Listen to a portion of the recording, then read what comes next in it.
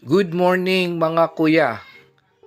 For today's video, magbabike tayo sa banal na bundok.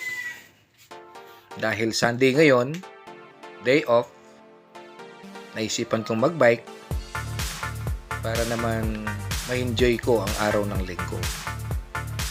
Then after that, magpa-family band kami ng pamilya ko. Kaya nagpapawis muna ako sa pagbabike. Medyo masakit na rin kasi yung tuhod ko, kaya kailangan ko na rin i-bike. So mga kuya, nandito ako ngayon sa San Jose, Magalang, going to banal na bundok, Ayala. Kahit konti, nag-video lang naman ako. Then may nakasabay ako. Kung napapansin nyo, ang nasa unahan ko ngayon, si Tatay Gabriel Permison, a 79 years old cyclist. Siya po yung pinicture ko kanina. Ang lakas po niya, na-amaze ako kay tatay. Kaya tinutukan ko siya. Pero that time, hindi ko pa natanong kung ilang taon na siya or taga-saan na siya. Bali, naitanong ko na lang siya nung nagkita kami sa itaas ng bundok.